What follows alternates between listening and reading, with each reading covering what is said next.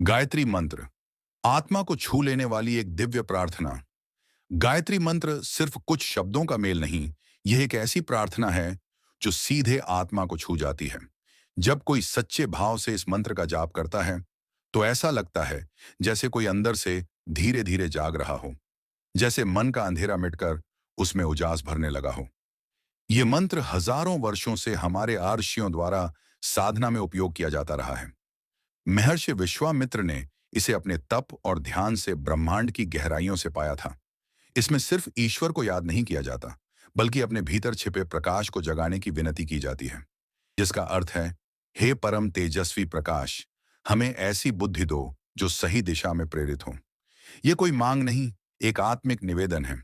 भूर्भुवः स्वः कहकर हम तीनों लोकों, धरती, आकाश और स्वर्ग को जोड़ते हैं, जिससे प्रतीकात्मक रूप से यह स्पष्ट होता है कि यह प्रार्थना सिर्फ एक व्यक्ति के लिए नहीं, बल्कि पूरे ब्रह्मांड की चेतना को जागृत करने के लिए है।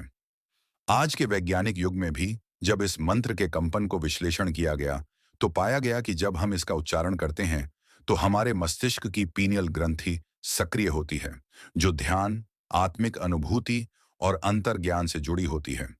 यही वह स्थान है जिसे तीसरी आंख भी कहा जाता है। इसलिए यह मंत्र सिर्फ धार्मिक नहीं, बल्कि मानसिक और भावनात्मक स्वास्थ्य के लिए भी लाभकारी है। जब हम सुबह सुबह खुले आसमान के नीचे बैठकर इस मंत्र का जाप करते हैं, तो ऐसा लगता है जैसे सूर्य की पहली किरणें केवल हमारे शरीर पर नहीं, हमारी आत्मा पर पड़ रही हैं। भीतर एक गहराई से शांति उतरती है, एक स्थिरता, और फिर धीरे धीरे वह शांति एक ऊर्जा में बदल जाती है।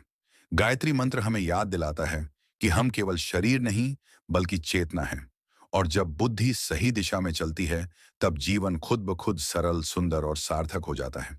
तो आइए, हर दिन कुछ क्षण इस दिव्यता को समर्पित करें, अपनी आत्मा को स्पर्श करने दें इस प्रकाश से, क्योंकि गायत्री मंत्र सिर्फ बोला नहीं जाता, उसे जिया जाता है।